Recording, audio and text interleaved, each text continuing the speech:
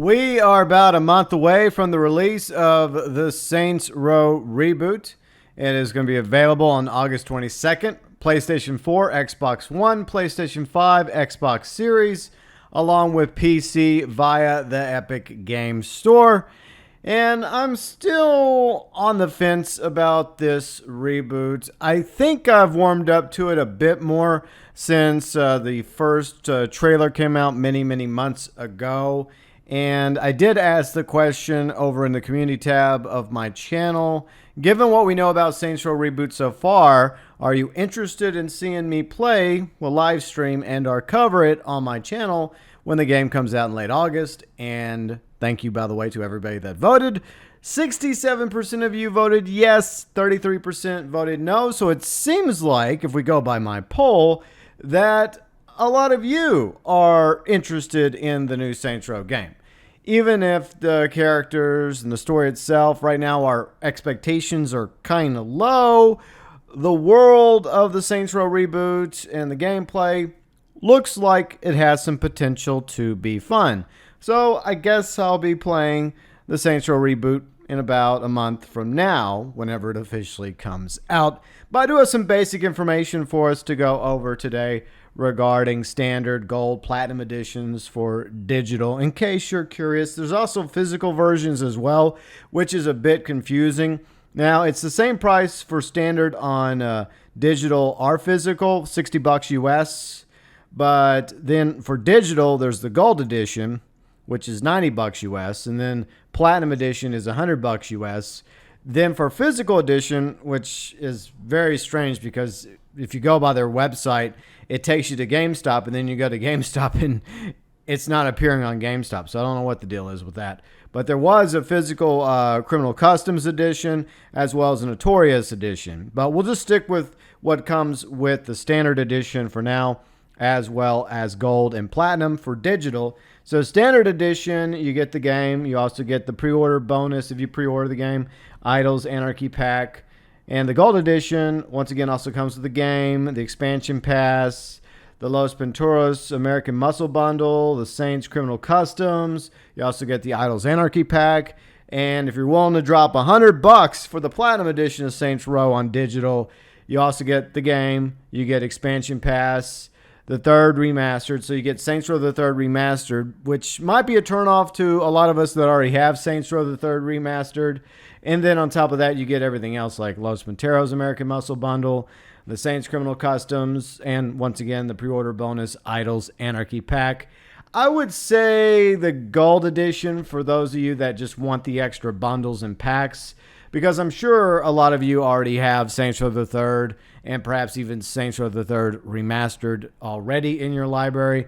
So I think gold would probably be the way to go for some of you, but I think most of us will probably just drop $60 for the standard edition. That's most likely what I'm going to do. Now, there's a pretty decent video from IGN. I'll list it below in the description section regarding criminal ventures, insurance fraud is coming back to Saints Row Reboot, as well as toxic disposals and more. So I'm happy that insurance fraud is in Saints Row Reboot, because that was one of the modes I enjoyed very much in Saints Row the Third, as well as Saints Row 4. Even though Saints Row 4 was very sci-fi-ish and superhero-esque, I'd still enjoyed playing insurance fraud, and I definitely think that it needs to be in every single Saints Row game that ever comes out, because it is a lot of fun.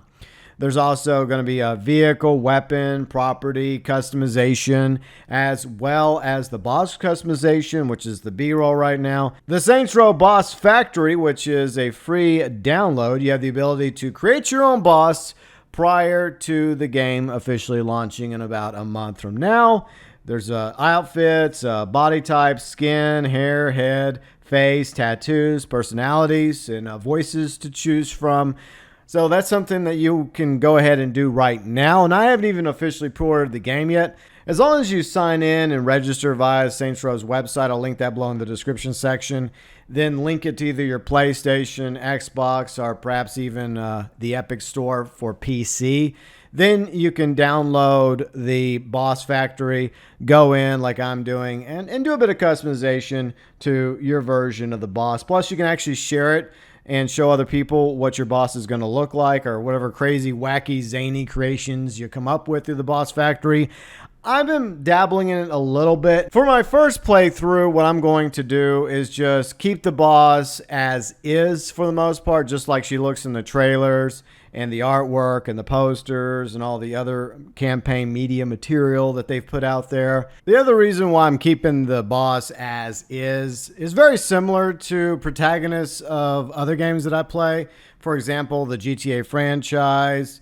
Claude looks like Claude. Tommy Vercetti looks like Tommy Vercetti. CJ looks like CJ. Nico looks like Nico, along with the three protagonists of GTA 5, Michael Trevor Franklin, John Marston in Red Dead Redemption 1, Arthur Morgan in Red Dead Redemption 2. Or like in the Mafia franchise, Tommy Angelo in Mafia Definitive Edition, Vito Scaletta in Mafia 2, or Lincoln Clay in Mafia 3. That's kind of the way I'm envisioning the boss in the Saints Row reboot. This is the look of the boss from the trailers and the artwork and everything else. So for my first playthrough, I'm just going to play her as is. But at the same time, I do appreciate the fact that just like in previous Saints Rows, you have the ability to customize your version of the boss and make him or her or them look the way you want them to look, with a variety of personalities and voice actors attached to your version of the boss. It will be interesting to see what everyone else comes up with